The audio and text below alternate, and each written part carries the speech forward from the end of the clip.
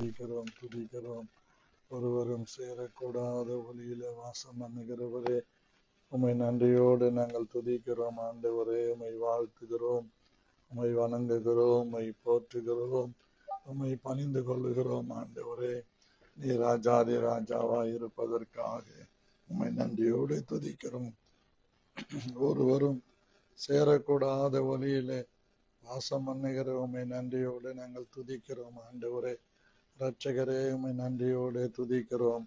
பரிசுத்தத்தில் பயங்கரமானவரே, உம்மை நன்றியோடு நாங்கள் துதிக்கிறோம். ஆண்டவரே, உம்முடைய நாமம் உயர்ந்தது, உம்முடைய நாமம் சிறந்தது, உம்முடைய நாமம் அதிசயமானது என்று சொல்லி உம்மை நன்றி நிறைந்த உள்ளத்தோடு துதிக்கிறோம். ஆண்டவரே, கிருபையுள்ள எங்கள் தேவன், ஒவ்வொரு நாளும் எங்களை தாங்கினவராய், எங்களை ஏந்தினவராய், எங்களை சுமந்தவராய், எங்களை தப்புவித்தவராய், எங்களை எல்லா விதத்திலும் நேசித்து வழிநடத்துகிற உம்முடைய அநாதி கிருபைக்காக உம்மை நன்றியோடு நான் ஸ்தோத்திரிக்கிறேன். ஆண்டவரே, அதிசயங்களின் தேவன், அற்புதங்களின் தேவன், மகிமையின் தேவன், மகத்துவங்களின் தேவன், நீர் எங்களோடு இருந்து எங்களை வழிநடத்துகிற உம்முடைய அநாதி கிருபையை எண்ணி உம்மை நன்றியோடு நாங்கள் ஸ்தோத்திரிக்கிறோம். ஆண்டவரே, உமக்கு நன்றி ராஜா,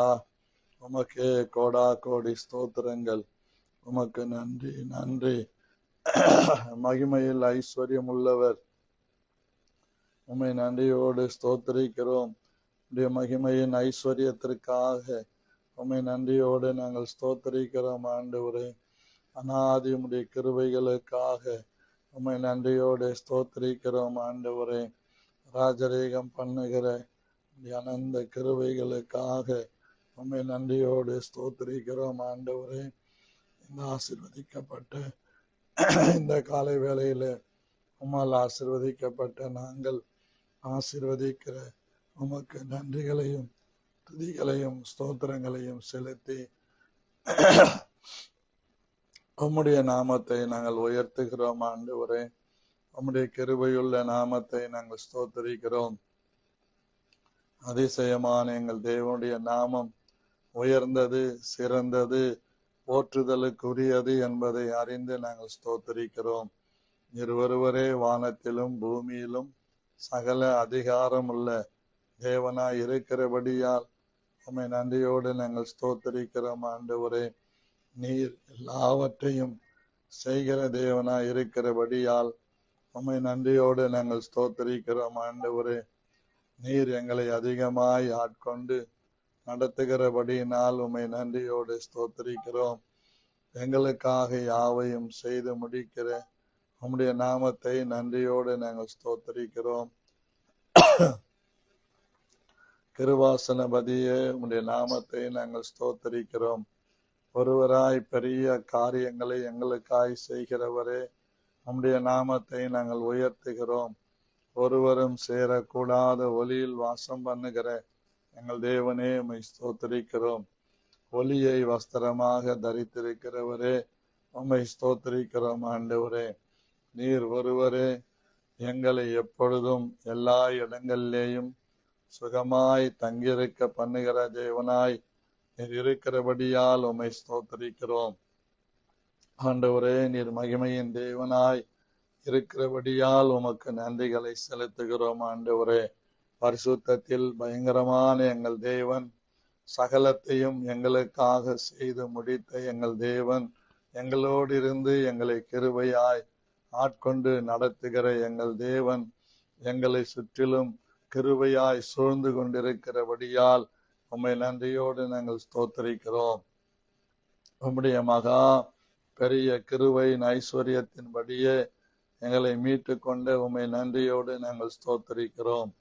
எங்களுக்காக எல்லாவற்றையும் செய்கிறதற்கு வல்லமை உள்ள தேவன் நீர் ஒருவரே என்பதை விசுவாசித்து உள்ளத்தின் ஆழத்திலிருந்து உம்மை நன்றியோடு ஸ்தோத்திரிக்கிறோம். எல்லா சூழ்நிலைகளுக்கும் நீரே எங்களுக்கு போதுமானவராய் இருக்கிறபடியால் உம்மை ஸ்தோத்திரிக்கிறோம். எங்கள் மீது உம்முடைய கிருபை வைத்து நடத்துகிற உம்முடைய விதங்களுக்காக உம்மை நன்றியோடு நாங்கள் ஸ்தோத்திரிக்கிறோம். நல்ல தகப்பனே, இயேசு கிறிஸ்துவின் நாமத்தினாலே நம்முடைய பாதத்தில் பணிந்து ஸ்தோத்திரித்து இந்த நாளுக்குரிய என் இருதயத்தின் தியானமும் என் வாயின் வார்த்தைகளும் நம்முடைய சமூகத்திலே பிரீதியாய் இருப்பதாக என்று இயேசு கிறிஸ்துவின் மூலமாய் வேண்டிக் கொள்ளுகிறேன். நல்ல பிதாவே, ஆமேன். அன்பான கர்த்தருடைய பிள்ளைகளே, இந்த ஆசீர்வாதமான காலை வேளையிலே உங்களை முகநூல் வழியாகவும் வாட்ஸ்அப் குழுவிலும் சந்திப்பது மிகுந்த மகிழ்ச்சி அளிக்கிறது. கர்த்தர் உங்களை ஆசீர்வதிப்பார். அன்போடு உங்களை வணங்கி வாழ்த்தி இயேசு கிறிஸ்துவின் நாமத்தில் அழைக்கிறேன். கர்த்தர் உங்களை ஆசீர்வதிப்பாராக. ஆண்டவராகிய தேவன் தொடர்ந்து கொஞ்ச நேரம் கிருபையை குறித்து கடந்த 2 வாரங்களாக, இந்த மாதம் தொடங்கினதிலிருந்து இந்த 2 வாரங்களாக இதை நாம் சிந்தித்து கொண்டு வருகிறோம். இன்றைக்கும் கூட எஸ்ராவின் புஸ்தகம் 9ஆம் அதிகாரம் 8வது வசனத்தை உங்களுக்காய் வாசிக்கிறேன். இப்பொழுதும் எங்கள் தேவனாகிய கர்த்தர் எங்களிலே தப்பின சிலரை மீதியாக வைக்கவும், தம்முடைய பரிசுத்த ஸ்தலத்தில் எங்களுக்கு ஒரு குச்சை கொடுக்கவும், இப்படியே எங்கள் தேவன் எங்கள் கண்களை பிரகாசிப்பித்து எங்கள் அடிமைத்தனத்திலே எங்களுக்கு கொஞ்சம் உயிர் கொடுக்கவும் அவராலே கொஞ்ச நேரமாவது கிருபை கிடைத்தது என்று வேதம் சொல்லுகிறது. இதை உங்களுடைய புரிதலுக்காக இப்படி வாசிக்கிறேன். இப்போதும் எங்கள் தேவனாகிய கர்த்தர் எங்களிலே தப்பின சிலரை மீதியாக வைக்கவும் அவராலே கொஞ்ச நேரமாவது கிருபை கிடைத்தது. இப்போதும் எங்கள் தேவனாகிய கர்த்தர் தம்முடைய பரிசுத்த ஸ்தலத்தில் எங்களுக்கு ஒரு குச்சை கொடுக்கவும் அவராலே கொஞ்ச நேரமாவது கிருபை கிடைத்தது. இப்பொழுதும் எங்கள் தேவனாகிய கர்த்தர் இப்படியே எங்கள் தேவன் எங்கள் கண்களை பிரகாசிப்பித்து அவராலே கொஞ்ச நேரமாவது கிருபை கிடைத்தது. இப்பொழுதும் எங்கள் தேவனாகிய கர்த்தர் எங்கள் அடிமைத்தனத்திலே எங்களுக்கு கொஞ்சம் உயிர் கொடுக்கவும் அவராலே கொஞ்ச நேரமாவது கிருபை கிடைத்தது. இப்படி வாசிக்க வேண்டும். இந்த ஜபமானது, எஸ்ராவின் இந்த ஜபமானது பரலோகத்தையும் பூலோகத்தையும் அசைத்த ஒரு ஜபம். இந்த ஜபத்துக்கு பிறகு மற்ற அதிகாரங்களில் வாசிக்கும் போது ஆண்டவர் பெரிய காரியங்களை இஸ்ரவேல் ஜனங்களுக்கு செய்ததை நாம் பார்க்க முடியும். இந்த காலை வேளையிலே இப்பொழுதும் எங்கள் தேவனாகிய கர்த்தர் இப்படியே எங்கள் தேவன் எங்கள் கண்களை பிரகாசிப்பித்து அவராலே கொஞ்ச நேரமாவது கிருபை கிடைத்தது. நேற்று நம்முடைய ஞாயிற்றுக்கிழமை ஆராதனையிலே இந்த வார்த்தைகளை நாம் சிந்தித்தோம். எபேசியர் 1ஆம் அதிகாரம் 17 19 3 வசனங்களை நாம் சிந்தித்தோம். இந்த 3 வசனங்களையும் பகுத்து தனித்தனியாக போதித்தால் குறைந்தது ஒரு வாரத்துக்கு மேலாகும். ஆனாலும் மக்களுடைய புரிதலுக்காக நேற்றைய தினத்திலே அதை சுருக்கமாக சொல்லி முடித்தேன். அன்பான கர்த்தருடைய பிள்ளைகளே, இன்றைக்கும் நம்முடைய கண்கள் திறக்கப்பட வேண்டும். என்ன கண்கள்? புறக்கண்கள் அல்ல, மனக்கண்கள் திறக்கப்பட வேண்டும். கண்ணானது சரீரத்தின் விளக்காய் இருக்கிறது என்று நாம் சுவிசேஷங்களிலே காண முடியும். ஆனால் இன்றைக்கு நான் சொல்லுகிற இந்த கண் மனக்கண், பிரகாசமுள்ள மனக்கண்கள் நமக்கு தேவை. அதை இந்த கொஞ்ச நேரம் கிருபை தான் நமக்கு தர முடியும். இந்த பிரகாசமான மனக்கண்கள் இல்லாதவர்களுக்கு என்ன சம்பவிக்கும் என்பதையும் இந்த நாளிலே நாம் சிந்தித்து செபிக்கலாம். முதலாவதாக இன்றைக்குள்ள சப்ஜெக்டை நான் கடந்து போகிறேன். லூக்கா எழுதின சுவிசேஷம் 24ஆம் அதிகாரம். என்னோடு கூட நீங்கள் வேதத்தை திருப்பிக் கொள்ளலாம். வேதத்தை திருப்பிக் கொள்வது நல்லது என்று நான் நம்புகிறேன். நீங்களும் நம்புவீர்கள் என்று விசுவாசிக்கிறேன். இந்த காரியங்களை நாம் இன்றைக்கு சிந்திக்க இருக்கிறோம். லூக்கா 24ஆம் அதிகாரம் 27வது வசனத்திலிருந்து 31ஆம் வசனம் வரைக்கும் நான் உங்களுக்காய் வாசிக்கிறேன். மோசே முதலிய தீர்க்கதரிசிகளும் எழுதின வேத வாக்கியங்கள் எல்லாவற்றிலும் தம்மை குறித்து சொல்லியவைகளை அவர்களுக்கு விவரித்து காண்பித்தார். அத்தருணத்திலே தாங்கள் போகிற கிராமத்துக்கு சமீபமானார்கள். அப்பொழுது அவர் அப்புறம் போகிறவர் போல காண்பித்தார். அவர்கள் அவரை நோக்கி, நீர் எங்களுடனே தங்கியிரும், சாயங்காலமாயிற்று, பொழுதும் போயிற்று என்று அவரை வருந்தி கேட்டுக்கொண்டார்கள். அப்பொழுது அவர் அவர்களுடனே தங்கும்படி உள்ளே போனார். அவர்களோடு அவர் பந்தி இருக்கையில் அவர் அப்பத்தை எடுத்து ஆசீர்வதித்து அதை பிட்டு அவர்களுக்கு கொடுத்தார்.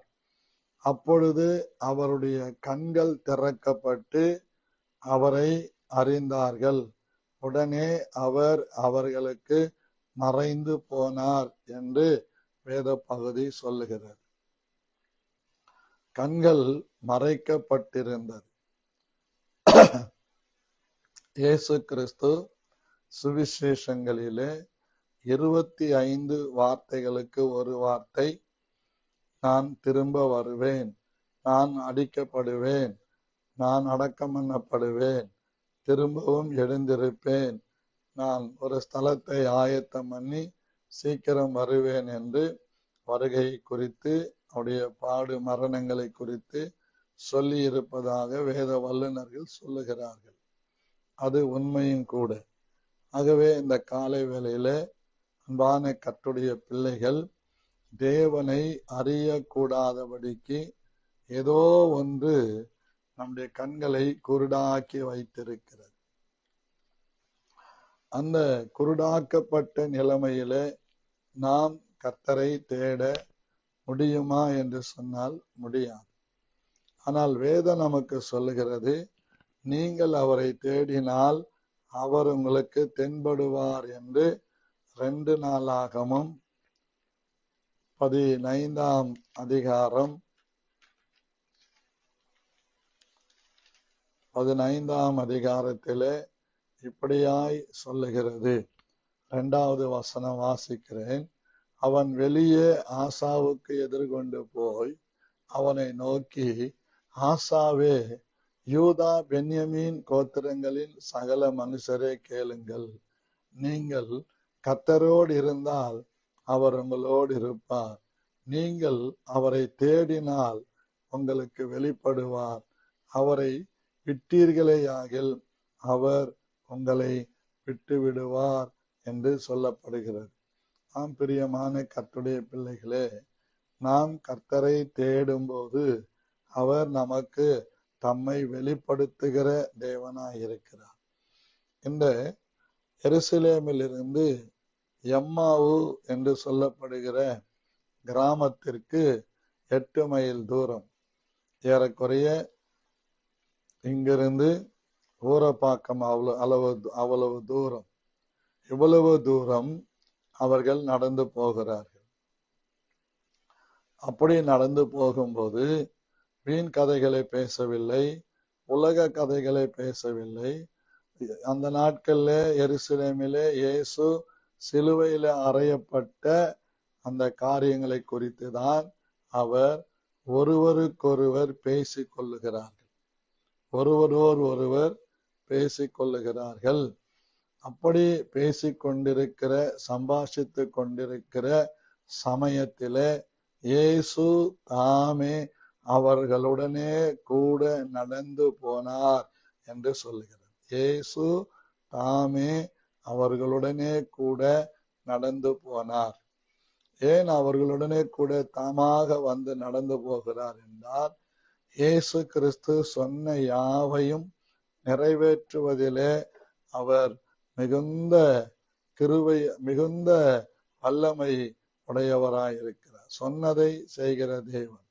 அவர் வாக்கிலும் செய்கையிலும் வல்லமையுள்ள தீர்க்கதரிசியாக அவர் இருக்கிறார். ஆகவே அன்பான கர்த்தருடைய பிள்ளைகளே, இந்த எம்மாவூருக்கு போகிற அந்த சீடர்கள் பேசிக்கொண்ட காரியங்கள் இயேசு கிறிஸ்துவின் மரணத்தை குறித்தும் அவர் பட்ட பாடுகளை குறித்தும் அவர்கள் பேசிக்கொண்டு போகிறார்கள். இயேசு தாமே அவர்களோடு கூட சேர்ந்து கொண்டார். அநேக நேரங்கள்ல நம்முடைய வாழ்க்கையில கூட இயேசு தாமே நம்மோட சேர்ந்து நமக்காக யுத்தம் பண்ணுகிறவராய் இருக்கிறார்.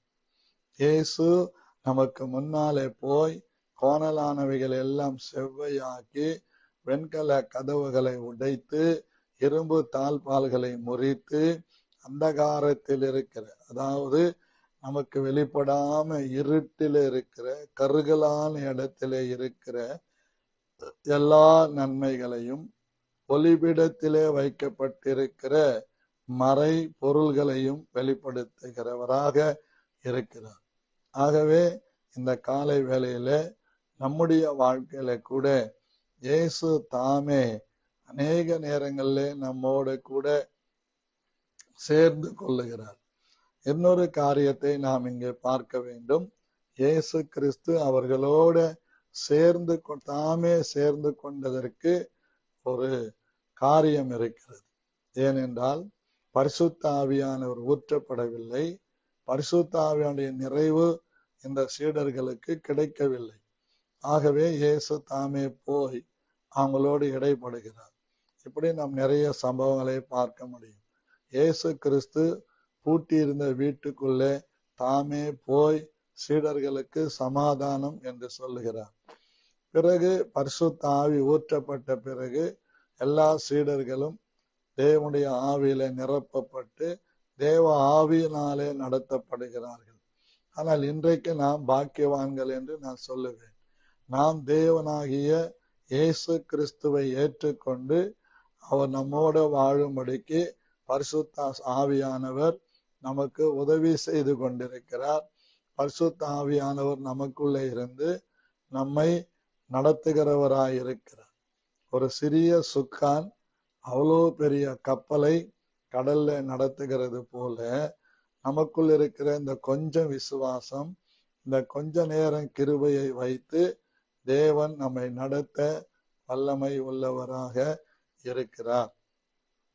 ஆகவே இந்த இயேசு அவர்களோடு சேர்ந்து அவர்கள் பேசுகிற காரியங்களை கவனித்து கேட்டுக்கொண்டு கூடவே போகிறார்.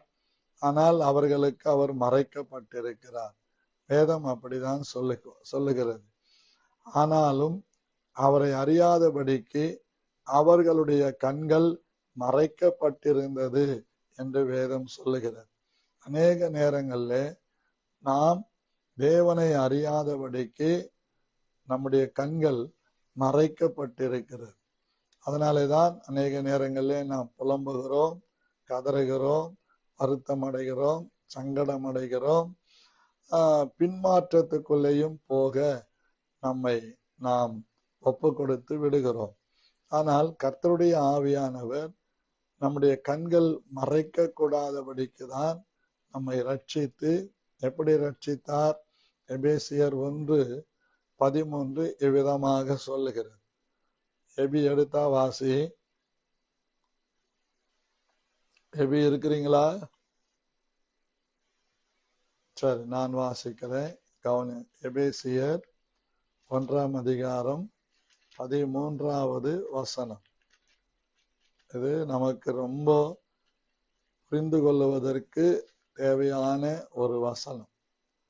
பாருங்க, நான் உங்களுக்காய் வாசிக்கிறேன். நீங்களும் உங்கள் ரட்சிப்பின் சுவிசேஷமாகிய சத்திய வசனத்தை கேட்டு விசுவாசிகளான போது வாக்குத்தத்தம் பண்ணப்பட்ட பரிசுத்த ஆவியால் கர்த்தருக்குள் முத்திரை போடப்பட்டீர்கள் என்று வேதம் சொல்லுகிறது. 14வது வசனம் பாருங்க. அவருக்கு சொந்தமானவர்கள் அவருடைய மகிமைக்கு புகழ்ச்சியாக மீட்கப்படுவார்கள் என்பதற்கு ஆவியானவர் தம்முடைய சுதந்திரத்தின் அச்சாரமாய் இருக்கிறார். ஆனபடியினாலே கர்த்தராகிய இயேசுவின் மேலுள்ள உங்கள் விசுவாசத்தையும் பரிசுத்தவான்கள் எல்லார் மேலும் உள்ள உங்கள் அன்பையும் குறித்து நான் கேள்விப்பட்டு இடைவிடாமல் உங்களுக்காக ஸ்தோத்திரம் பண்ணி என் ஜெபங்களில் நினைத்து நம்முடைய கர்த்தராகிய இயேசு கிறிஸ்துவின் தேவனும் மகிமையின் பிதாவும் ஆனவர் தம்மை நீங்கள் அறிந்து கொள்ளுவதற்கான ஞானத்தையும் தெளிவையும் அளிக்கிற ஆவியை உங்களுக்கு கொடுக்க வேண்டும் என்றும் தாம் தம்மை அழைக்கிறதினாலே நமக்கு உண்டாயிருக்கிற நம்பிக்கை என்னதென்றும் பரிசுத்தவான்களிடத்தில் நமக்கு உண்டாயிருக்கிற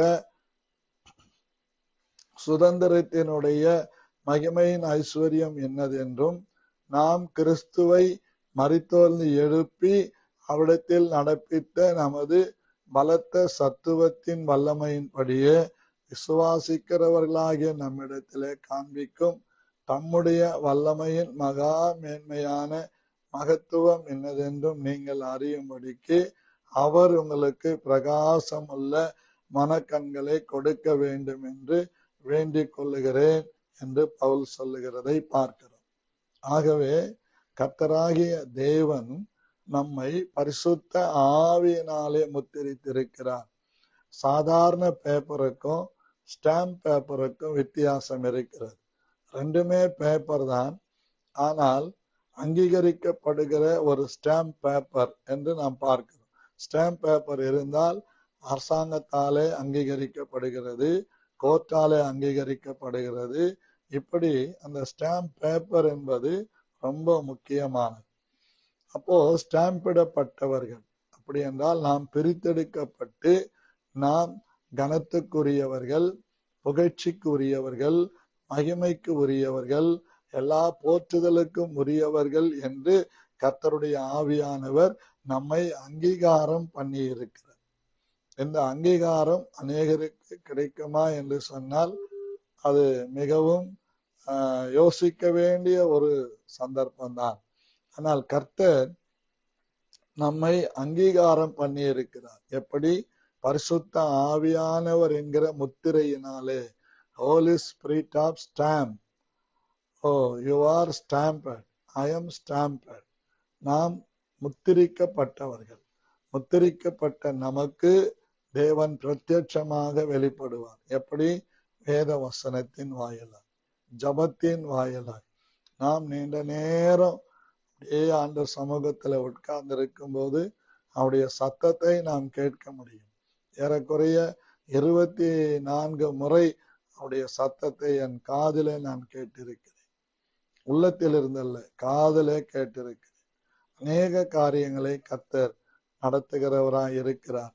இந்த காலத்திலே அன்பான கர்த்தருடைய பிள்ளைகளே, வேதம் சொல்லுகிறது அவர்களோடு இயேசு தாமே சேர்ந்து போய்கொண்டிருக்கும் போது அவருடைய கண்கள் மறைக்கப்பட்டிருந்தது.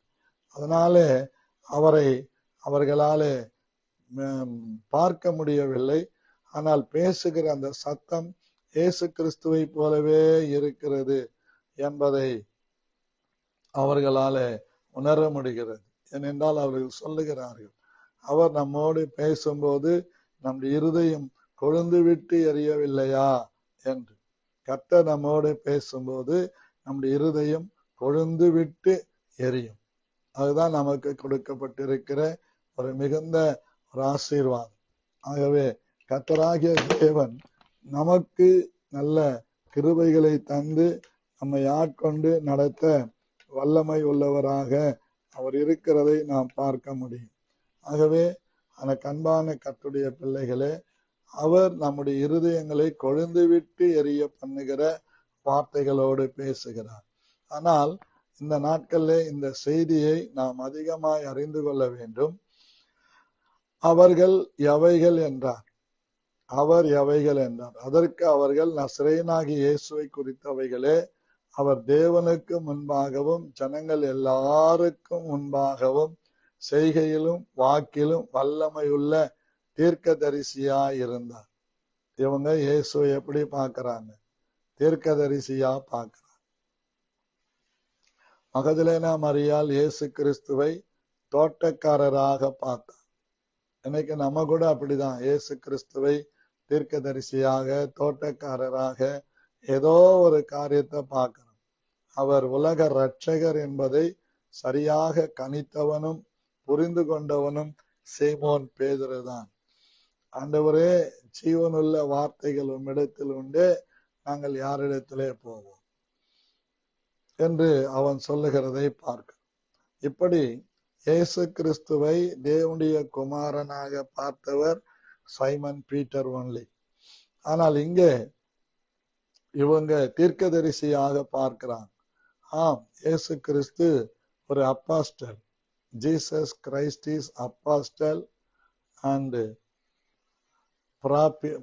Profit and king of king. அவர் ராஜாதி ராஜாவாக, தீர்க்கதரிசியாக, அப்போஸ்தலராக இருக்கிறார். இந்த முக்கியமான ஒன்று, அவர் முதல் மிஷனரியாக இருக்கிறார். உலகத்தை ரட்சிக்க வந்த முதல் மிஷனரி. மிஷனரி என்றால் அனுப்பப்பட்ட. சரியான அர்த்தம் சொல்லணும்னா பலிக்கடா. காவு கொடுக்கப்படுகிறது கொண்டு போகிற பலிக்கடா. இயேசு நமக்காக பலியாடாக இந்த உலகத்திலே வந்தார். அப்படி என்றால் நீங்களும் நானும் அப்படிதான் மாற வேண்டும். அதை தேவன் விரும்புகிறார். வேதமும் அதை வலியுறுத்துகிறது. நமக்காக வாழாமல் நம்முடைய எல்லா காரியங்கள், நம்ம உண்பதும் நாம் குடிப்பதும் நாம் புசிப்பதும் எல்லாமே தேவனை அறியாத ஜனங்களுக்காக என்பதை நம்முடைய இருதயத்தின் பலகையிலே எழுதி கொள்ள வேண்டும். இந்த இடத்துல அவர் எல்லாவற்றையும் அவர் பேசிக்கொண்டே போகிறார்.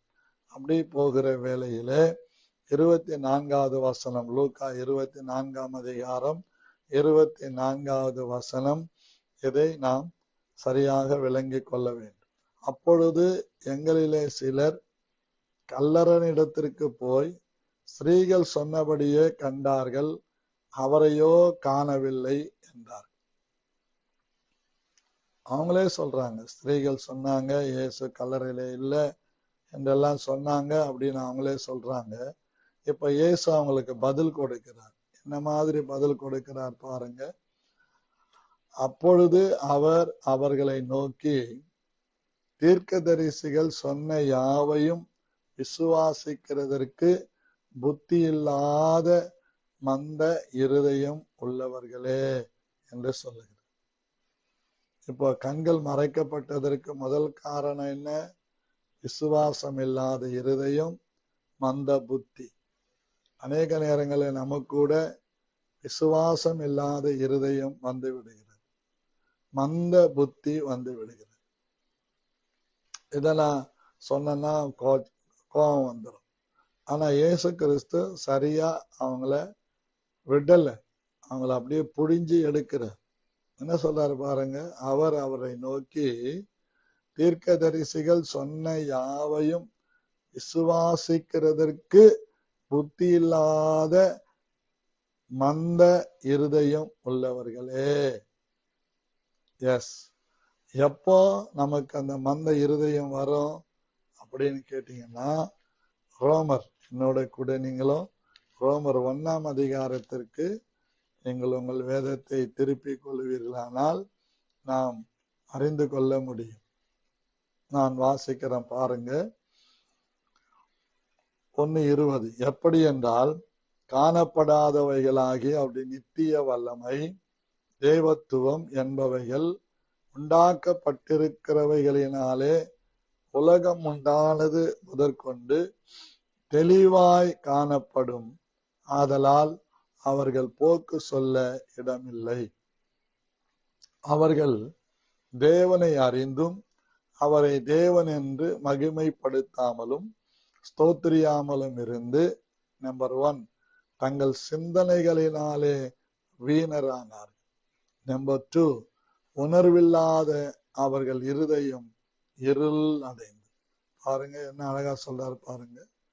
தங்கள் சிந்தனைகளினாலே அவரை ஸ்தோத்திரிக்கிறது இல்லை, அவரை துதிக்கிறது இல்லை, அவர் சமூகத்துல உட்கார்ந்து நேரம் ஒதுக்கி ஜெபிக்கிறது இல்லை. நேற்று நம்ம ஸ்கிட்ல பார்த்தோம், சர்ச்சில் பிள்ளைங்க போட்ட ஸ்கிட்ல பேசல, சத்தம் போடல, ஒன்னும் இல்லை. அழகா ஒரு பையனோட இயேசு இருக்கும்போது இயேசுவின் வார்த்தைகளை அவன் கேட்கிறான். அதே சமயம் மொபைல் அவனை இயேசுவினிடத்திலிருந்து பிரிக்கிறது என்பதை நேத்து பேசாம அவங்க சவுட்ல அடிச்ச மாதிரி சொல்லி இருக்கிறாங்க. 2வது ஒன்னா கொண்டு வர்றாங்க பாருங்க, பண ஆசை. அதுக்கப்புறம் இந்த கிளப்புக்கு போறது, டான்ஸ் போடுறது, இப்படி களியாட்டு, இப்படி ஒன்னா கொண்டு வர்றாங்க. கொண்டு இவை எல்லாம் அவனுக்குள்ளே ட்ரக்ஸ், ஆன்ஸு, இதெல்லாம் இந்த ட்ரக்ஸ் எல்லாம் அப்படியே அவனுடைய ஆவிக்குரிய ஜீவியத்தை அவனை ஒண்ணுமில்லாம ஆக்கி அனாதையா விட்டு விடும்போது இயேசு எப்படிங்க தாமே எம்மாவு சீசர்களோடு கூட இணைந்து கொண்டாரோ அப்படி இயேசு அந்த இடத்துல அவனை ரட்சிக்கிறார். அவனை ரட்சிக்கிறதற்கு இயேசுவை அறிந்த ஒரு தேவனுடைய பிள்ளை உதவி செய்து அவனை நிற்க வைக்கும் போது மறுபடியும் அவன் மனம் திரும்புகிறான். அருமையான ஒரு நாடகம், ஸ்கிட் அது. அப்படி இன்றைக்கு நம்முடைய ஆவிக்குரிய ஜீவியத்திலே தேவனை பார்க்காதபடிக்கு உணர்வில்லாத இருதயத்தையும் சிந்தனையிலே வீணராக போகும்படியாக காரியங்களை செய்யக்கூடியது அன்னெசசிட்டியான காணொலி காட்சிகள், வீடியோஸ், இப்படி தேவையில்லாத உபதேசங்கள். அதற்கு ஸ்தோத்திரம். நல்லா நீங்க புரிஞ்சு கொள்ளணும். இப்படி உணர்வில்லாத அவருடைய இருதயம் இருள் அடைந்தது. அவர்கள் தங்களை ஞானிகள் என்று சொல்லியும் பைத்தியக்காரராகி. அப்போ ஞானிகள்னு சொல்றாங்க, கடைசியில அவங்க பைத்தியமா தான் போவாங்க.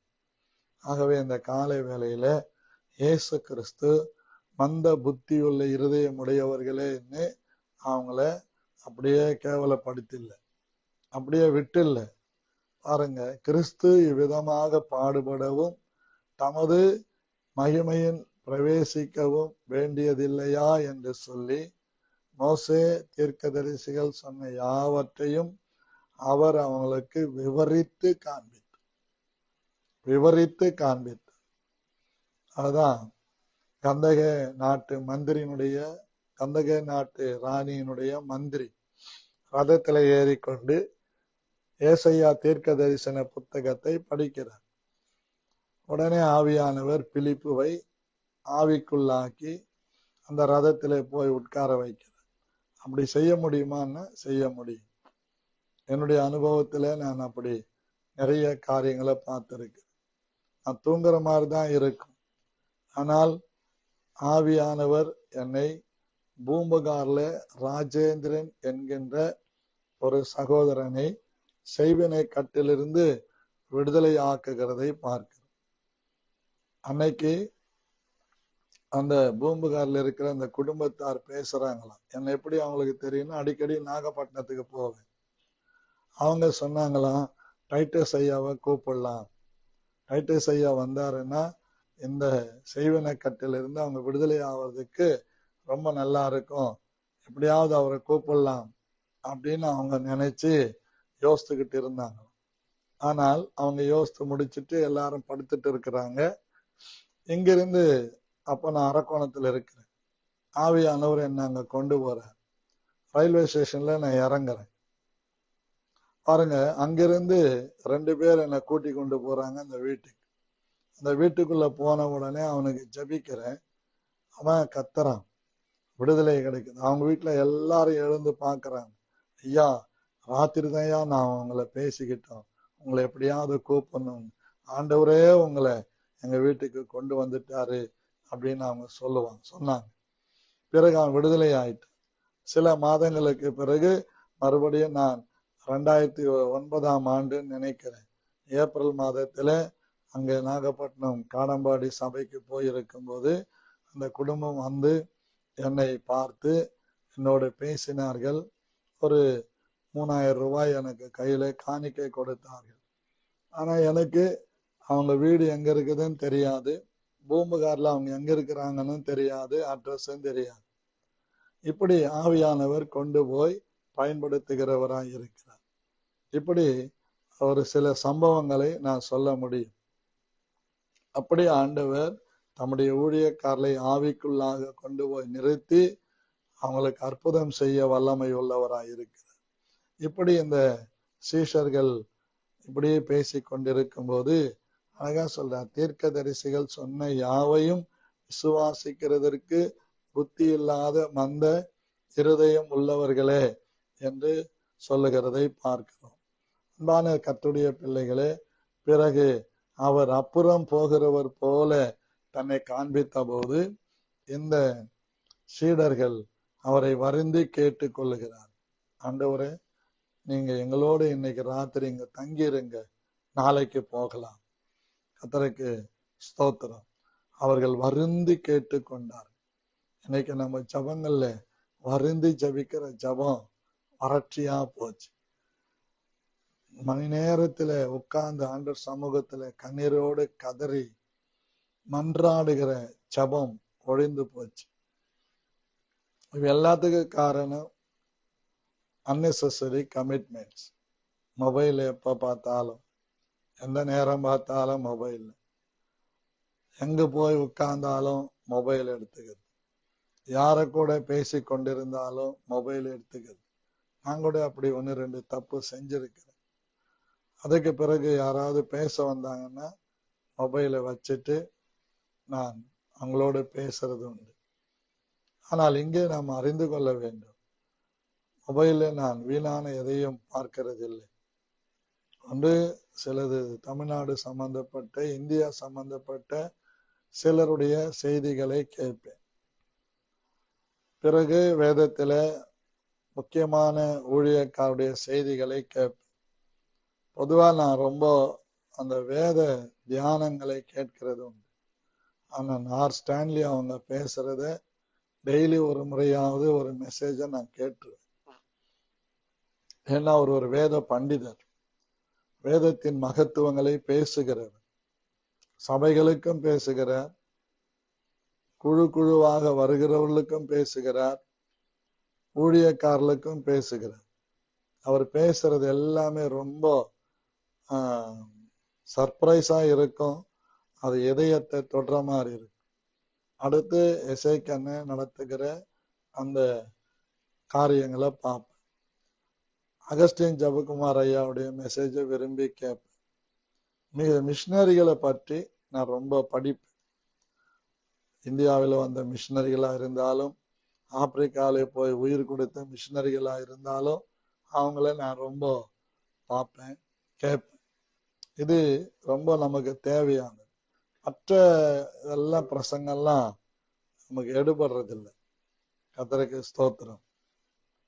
இந்த காலை வேளையில ஆண்டவர் அவங்களோடு தங்குகிறார். தங்கி அந்த இரவு அப்பத்தை எடுக்கிறார், ஆசீர்வதிக்கிறார், அதை பிட்டு அவர்களுக்கு கொடுத்தார். அதான் ரொம்ப முக்கியம். அப்பத்தை பிட்டு கொடுத்தார். இப்ப நான் சொல்றேன் பாருங்க, வேதத்தை எடுத்தார், ஆசீர்வதித்தார், அதை திறந்து அவர்களுக்கு காண்பித்தார். அவர்கள் தரிசனம் அடைந்தார்கள், பாரம் அடைந்தார்கள் என்று நாம் புரிந்து கொள்ள வேண்டும். அப்பம் என்றால் இயேசு கிறிஸ்துவினுடைய வசனங்கள். படிக்கணும், வசனங்களை கேட்கணும். ஆடியோ பைபிள் கூட நீங்க கேட்கலாம். ட்ரெயின்ல போகும்போது, பஸ்ல போகும்போது, அல்லது பைக்ல நீங்க போகும்போது கேட்டுக்கிட்டு ஞானமா வாகனத்தை ஓட்டிக்கிட்டு போய் சேரலாம். இப்படி வேதத்தின் மகத்துவங்களை அறிந்து கொள்ளலாம். இப்படிதான் ஆண்டவர் அவர்களுடைய கண்களை திறந்து அவங்களுக்குள் இருந்த மந்த புத்தியை எடுத்து போட்டார், மந்த இருதயத்தை எடுத்து போட்டார், அவங்கள அறியாமையை எடுத்து போட்டார், விளங்கிக் கொள்ள முடியாத கருகலானவைகளை எடுத்து போட்டார். அவர்கள் கர்த்தரை அறிகிற அறிவினாலே அவர்களை நிரப்பினார். அதான் நேற்று நான் படிச்சேன். ஏசாயா 11ஆம் அதிகாரம் 2வது வசனம்.